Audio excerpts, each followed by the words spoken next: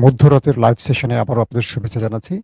যারা শুনতে এবং দেখতে পাচ্ছেন আমাকে কমেন্ট করে জানাবেন। আমি আপনাদের কমেন্ট পড়ছিলাম। হালিশহর মাঝপাড়া থেকে বেলায়েত। মাঝপাড়া না? কেমন জায়গাটা খুব সুন্দর নাকি রাস্তা ভাঙাচোরা ভাই? আ ময়মনসিংহ ভালুকা থেকে দেখছেন এক ভাই। আপনারা কি সবাই সংযুক্ত হয়েছেন? লাইভ শুরু করতে পারি? মাঝপাড়া আসলে বেলায়েত ভাই কি খাওয়াবেন? দ্রুত জানান, আসতেছি শীঘ্রই। খুলনা থেকে, চট্টগ্রাম থেকে, ওমান থেকে, পৃথিবীর যে প্রান্ত থেকে সবাই দেখছেন, সবার জন্য আমার ভালোবাসা। আপনাদের জন্য দোয়া। রাজশাহীর গোদাগাড়ী, প্রেমতলী থেকে, মঠবাড়িয়া থেকে, হুম, ভারতের অনেক ভাই ব্যাঙ্গালোর থেকে দেখছেন, কমেন্ট করছেন, কুয়েত থেকে দেখছেন, পাবনা থেকে দেখছেন, শেরপুর সদর থেকে দেখছেন। কদিন আগে শেরপুর ঘুরে এসেছিলাম। গজনি-টজনি অনেক কিছু দেখে এসছি। সেখান থেকে কিছু গানও লিখে এসেছিলাম আপনাদের জন্য। প্রিয় মিউজিক বিডিতে আপনারা সেই গানগুলো দেখতে পাবেন। দর্শক, আশা করি আপনারা অনেকে সংযুক্ত হয়ে গেছেন। আমি লাইভটা শুরু করতে চাই। আজকে অনেকগুলো ইম্পোর্টেন্ট খবর আছে। ইম্পোর্টেন্ট মানে বড় খবর আছে। আসেন, ১ম খবরটি কি? আমি সন্ধ্যায় আপনাদের যে খবরটি দিয়েছিলাম রাত ৮ঃ০০ র দিকে সেটায় বলেছিলাম যে ইরান যেকোনো সময় হরমুজে আমেরিকাকে আমেরিকার উপর স্ট্রাইক চালাতে পারে। এখন যে খবরটি আসছে, ইরান প্রি-অ্যাক্টিভ অ্যাটাকের জন্য মুস্তাফা কামানির পক্ষ থেকে গ্রিন সিগন্যাল পেয়ে গেছে। অর্থাৎ ইরান যেকোনো সময় আমেরিকার উপর আর অপেক্ষা করবে না। এতদিন ইরান সবসময় বলত যে তারা শান্তি চায়, তারা যুদ্ধ চায় না, কিন্তু তাদের উপর আগ্রাসন চালায় দখলদার শক্তি।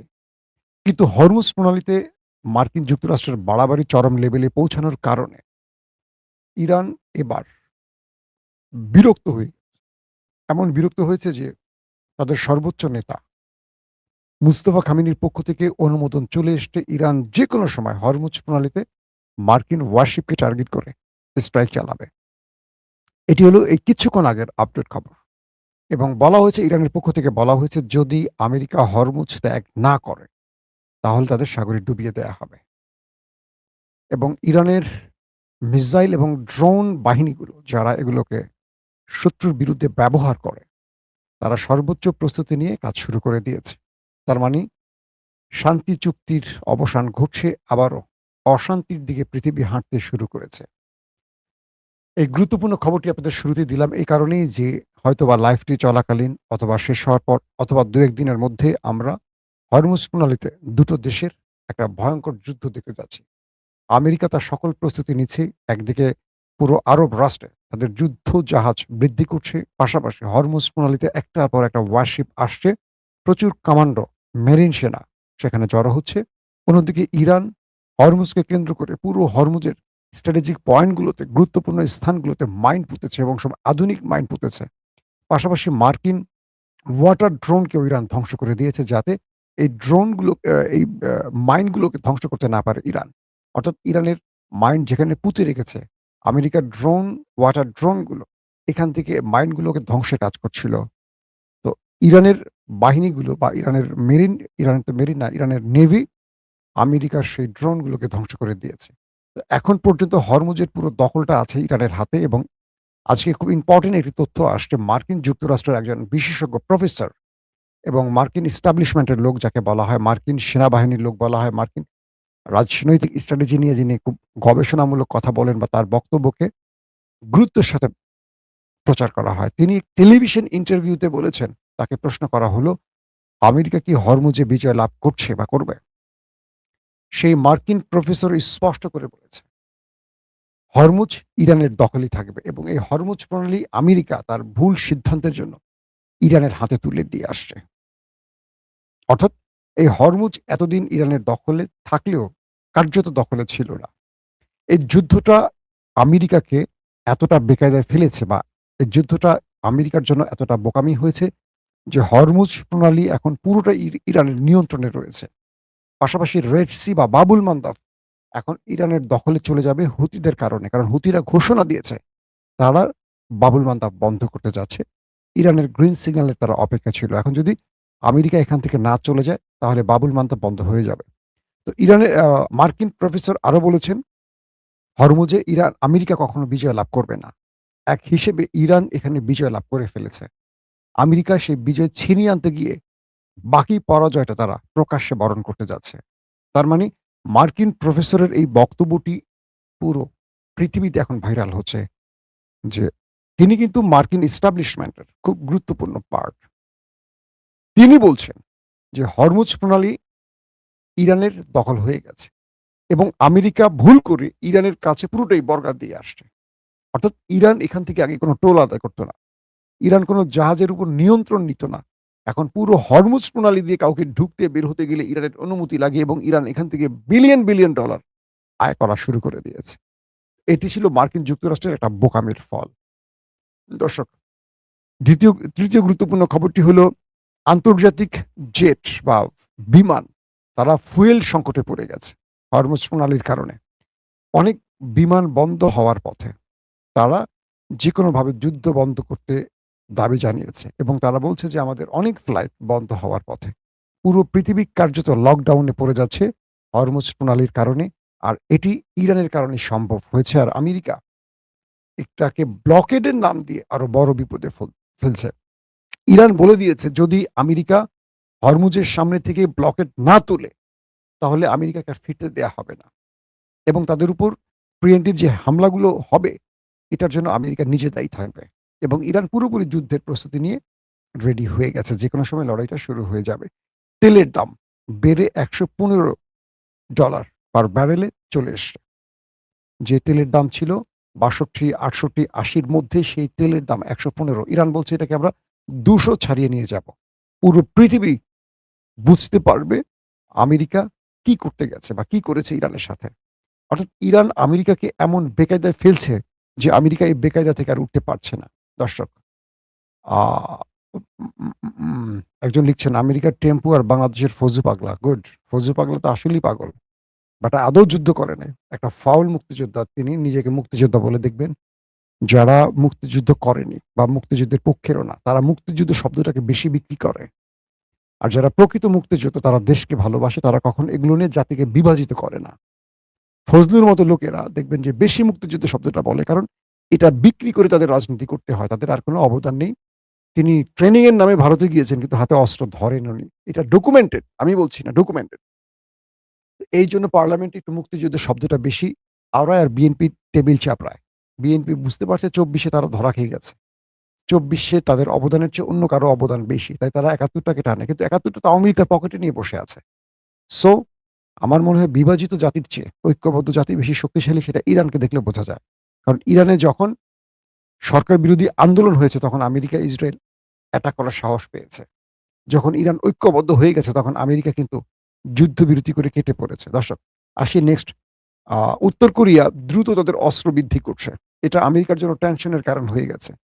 তারা আমেরিকাতে আক্রমণ করার জন্য এমন মাত্রার অস্ত্র তৈরি করছে বা বৃদ্ধি করছে, যেটা আমেরিকার বিভিন্ন গবেষকরা বলছেন যে উত্তর কোরিয়া আমেরিকার টেনশনের প্রধান কারণ হয়ে যাচ্ছে এবং তারা গোপনে ইরানকে অস্ত্র দিতে পারে এমনও আশঙ্কার কথা বলেছে অনেকে। পাশাপাশি আ একটা মজার খবর আছে সেটা হলো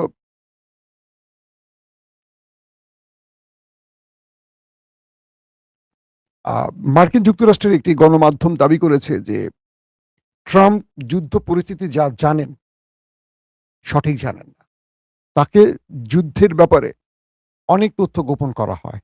অর্থাৎ ট্রাম্প যুদ্ধের মূল চিত্রটা দেখতে পাচ্ছেন না। তাকে বলা হচ্ছে একটা কিন্তু বাস্তবে ঘটছে আরেকটা। যে কারণে মার্কিন সেনারা মার খাচ্ছে এবং মার্কিন শক্তি পরাজয়ের মুখে পড়ছে। বলা হচ্ছে যে ইরান যে কাজগুলো করছে আমেরিকার জনগণ মার্কিন প্রেসিডেন্টের মুখ থেকে ভিন্নটা শুনছে। কিন্তু বাস্তব চিত্রটা হচ্ছে আমেরিকা ইরানের কাছে অনেক বড় পরাজয় ইতিমধ্যে বরণ করে ফেলেছে। তাই ইরান আমেরিকাকে আর ছাড় দিতে চাচ্ছে না। উল্টো আমেরিকাকে তার গ্রিপে আটকে রাখার চেষ্টা করছে। দর্শক, আরেকটি ইম্পোর্টেন্ট খবর হলো ব্রিটেনের রাজা চার্লস তিনি আমেরিকা সফরে গেছেন। খুব ইন্টারেস্টিং একটি খবর। খুব মজা পাবেন, আপনার হাসার সুযোগ পাবেন। তো তিনি আ মার্কিন প্রেসিডেন্ট ডোনাল্ড ট্রাম্পের সাথে বৈঠকে বসছেন। তো বসার সময় মার্কিন প্রেসিডেন্ট ডোনাল্ড ট্রাম্প তাকে বললেন যে, আজকের যে ব্রিটেন তারা যে কথা বলার অধিকার পাচ্ছে বা একটা রাষ্ট্র, এটা আমেরিকা তাদেরকে উপহার দিয়েছে। কারণ তখন জার্মান তাদেরকে দখলে নিয়ে ফেলেছিল। আজকের ব্রিটেনকে জার্মানের ভাষায় কথা বলতে হতো। অর্থাৎ হিটলার-টিটলারের ওই সময়টাকে উল্লেখ করে। মানে একটু কটূক্তি করেছিল ডোনাল্ড ট্রাম্প ব্রিটেনের রাজা চার্লসের সাথে। বলছে আজকের যে ব্রিটেন, তারা কথা বলার অধিকার পাচ্ছে শুধু আমেরিকার জন্য। কারণ জার্মান তাদের গিলে ফেলছিল। তারা আজকে জার্মানের ভাষায় কথা বলত। যারা আজকে ব্রিটেন বা ইংরেজি ভাষায় কথা বলতে পারত না। এটার জন্য আমেরিকার কাছে কৃতজ্ঞ থাকা উচিত ব্রিটেনকে। ব্রিটেনের রাজা চার্লস আমেরিকাকে কি বলছে জানেন পাল্টা উত্তরে? তিনি বলছেন, আজকের যে আমেরিকা, তাদের ব্রিটেনের কাছে কৃতজ্ঞ থাকা উচিত। কারণ এই ব্রিটেন আমেরিকাকে মুক্ত করেছে ফ্রান্সের হাত থেকে। অর্থাৎ তিনি ট্রাম্পকে তার প্রতি উত্তরে এমন কটূক্তি করেছেন, ট্রাম্প থ মেরে গেছেন। বলছেন কি, আজকের যে আমেরিকা, তাদের ব্রিটেনের কাছে কৃতজ্ঞ থাকা উচিত, ইংল্যান্ডের কাছে কৃতজ্ঞ থাকা উচিত। কারণ ফ্রান্সের ভাষা তাদের কথা বলা লাগতো। ফ্রান্সের হাত থেকে তাদেরকে আমরা বাঁচিয়েছি। অবাক বিষয় না? France colony, British colony, German colony, বিশাল, বিশাল কলোনি ছিল এই অঞ্চলে। এদের সবাইকে একা পিটিয়েছিল ওসমানী সালতানাত। আজকের আমেরিকা এই অঞ্চলে ঢুকতে হলে তাদেরকে টোল দিতে হতো ওসমানী সুলতানদের। আজকে মুসলমানরা কোথায় গিয়ে ঠেকেছে দেখেন। কারণ মুসলমানদের মধ্যে বিশ্বাসঘাতক, আর সেই বিশ্বাসঘাতকরা মুসলমানদের সাম্রাজ্যগুলোকে ধ্বংস করেছে। মুসলিম ইতিহাসগুলো পড়লে মাথা নষ্ট হয়ে যাবে। কিভাবে মুসলমানরা পরাজিত হয়েছে সেই গল্পগুলো আপনারা পাবেন। তো যখন মার্কিন প্রেসিডেন্ট ডোনাল্ড ট্রাম্প এবং ব্রিটিশ রাজা চার্লসের সাথে খোঁচাখুচি চলছে, তখন হঠাৎ একটি ফোন কল, অডিও কল ফাঁস হয়েছে। সেখানে ব্রিটেনে ব্রিটেনের রাষ্ট্রদূত, যিনি ইসরায়েলের রাষ্ট্রদূত, তার একটি অডিও লিক হয়েছে। সেই অডিওতে বলা হচ্ছে, আমেরিকার কাছে প্রকৃত বন্ধু ইংল্যান্ড বা ব্রিটিশরা নয়, তাদের আসল বন্ধু হলো ইসরায়েল। এবং এই অডিওটি নিয়ে ব্যাপক ভাইরাল হচ্ছে এখন, যে আমেরিকা পৃথিবীর কাউকে বন্ধু মনে করে না, তাদের কাছে মূল বন্ধু হলো ইসরায়েল। এই খবরটি যখন ফ্ল্যাশ হচ্ছে, তখন শোনা গেছে ইসরায়েলের প্রধানমন্ত্রী নেতানিয়াহু আমেরিকা সফরের উদ্দেশ্যে রওনা হয়েছেন। তার মানে নেতানিয়াহুর এখন মূল উদ্দেশ্য হলো, তিনি আমেরিকাকে বলছেন, হয় তুমি আসো, যুদ্ধ শুরু করো, নতুবা আমাকে অনুমতি দাও ইরানের বিরুদ্ধে যুদ্ধ করার জন্য। তার মানে নেতানিয়াহুর এই সফরটি খুবই সিগনিফিক্যান্ট, খুবই গুরুত্বপূর্ণ। আমেরিকাতে এসে তিনি আরেকটা বড় আউল বাজাবেন। আউল বোঝেন? আঞ্চলিক ভাষা। বড় ক্যাচাল লাগাবেন বলে মনে হচ্ছে। এবং ইরানের বিরুদ্ধে যুদ্ধে যাওয়ার জন্য নতুন করে এই ঘটনাটি আবার, মানে নতুন করে এই ২ ব্যক্তির মোলাকাত আবার হতে যাচ্ছে। অন্যদিকে মার্কিন পররাষ্ট্রমন্ত্রী মার্কো রুবিও এবং ভাইস প্রেসিডেন্ট জেডি ভেন্স, তারা এই যুদ্ধের আর কোনো আলোচনায় বসতে চায় না ইরানের সাথে। কয়েকটি গণমাধ্যম দাবি করছে, মার্কিন গণমাধ্যম, যে ইরানের সঙ্গে আলোচনায় কোনো ফলপ্রসূ হচ্ছে না এবং ইরানে আমেরিকার পরাজয় ঘটছে। এটা আস্তে, আস্তে পৃথিবী জেনে যাচ্ছে। তো যেহেতু আগামী নির্বাচনে মার্ক রুবিও এবং জেডি ভেন্স প্রেসিডেন্ট পদের জন্য দাঁড়াতে পারেন বা দাঁড়াবেন সম্ভাব্য প্রার্থী তারা, তাই তারা পরাজিত ট্রাম্পের পক্ষে আমেরিকার হয়ে আর লড়তে চায় না ইরানের বিরুদ্ধে। একটা কারণ এই আলোচনার মাধ্যমে ইরানের কাছ থেকে কিছু পাওয়া যাচ্ছে না এবং তারা পরাজিত ক্যাবিনেটের অংশ থাকতে চাচ্ছেন না, বা ট্রাম্প যেহেতু পরাজিত হচ্ছেন বলে তারা বিবেচনা করছেন, তাই তারা আর এই আলোচনায় বসতে চাচ্ছেন না। ২ নম্বর কারণ হলো, এই আলোচনার কারণে ইসরায়েলের শত্রু হতে হচ্ছে তাদের। কারণ আমেরিকার প্রেসিডেন্ট কে হবেন, এটা ঠিক করে দেয় ওই দেশটি। আপনারা কম বেশি সবাই জানেন। তো মার্ক রুবিও এবং জেডি ভেন্স, তারা ইরানের সাথে আর আলোচনায় বসতে রাজি নন, এমন তথ্য দিয়েছে মার্কিন গণমাধ্যম। দর্শক, লাস্ট আরো কয়েকটি খবর আছে যে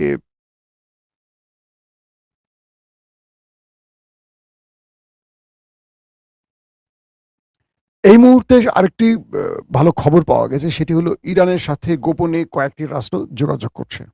তারা আমেরিকার বিরুদ্ধে দাঁড়িয়ে ইরানকে সমর্থন দিতে চাইছে। যখন ইরান আমেরিকার উপর যেকোনো সময় স্ট্রাইক শুরু করতে পারে। আগে তো ইরান করতো না, আগে আমেরিকা করতো, এখন ইরান নিজেই করতে পারে।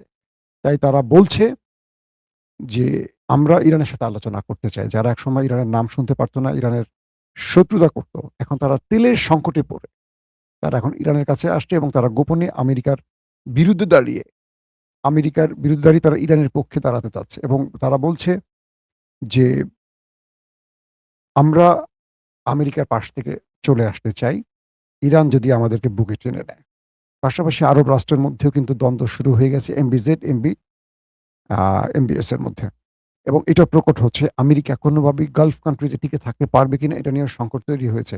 দর্শক, মার্কিন প্রেসিডেন্ট ডোনাল্ড ট্রাম্প ট্রুথ সোশ্যালে যে একটি পিকচার আপলোড দিয়েছেন তার হাতে বন্দুক নিয়ে, যেটা আমি আজকে আপনাদের একবার খবরে দেখিয়েছিলাম। আবারও দেখা, এটা নিয়ে আরো কিছু তথ্য আসছে আমাদের কাছে। সেটা একটু আপনাদের জানাতে চাই। আপনারা আমার স্ক্রিন দেখতে পাচ্ছেন? দেখতে পাচ্ছেন কি আপনারা?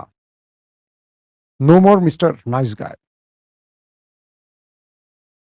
ট্রাম্প এই বক্তব্যটি দেখিয়ে বুঝিয়েছেন, সেটা তার ক্যাপশনও লিখে দিয়েছেন ট্রুথ সোশ্যালে। তিনি বলছেন, "আমি এতটা ভালো থাকবো না। হ্যাঁ, আমি একটা খারাপ বা ভয়ঙ্কর রূপে ফিরে আসছি।" অর্থাৎ ইরান যদি নিউক্লিয়ার ডিল না করে, তাহলে ট্রাম্প আর ভালো মানুষ থাকবেন না। তিনি ভয়ঙ্কর রূপে ফিরে আসবেন। তো তার হাতে যে বন্দুকটা দেখছেন আপনারা, এটা খুব জনপ্রিয় একটি বন্দুক। আমেরিকার তৈরি M4 গান। এটা হলো 223 অর্থাৎ 223 বোর গানের। তো এই বিমান, এই কি বলে, আ অস্ত্রটি হাতে নিয়ে ট্রাম্প এই ছবিটি দিয়ে ইরানকে নতুন করে আরেকটি হুমকি দিয়েছে।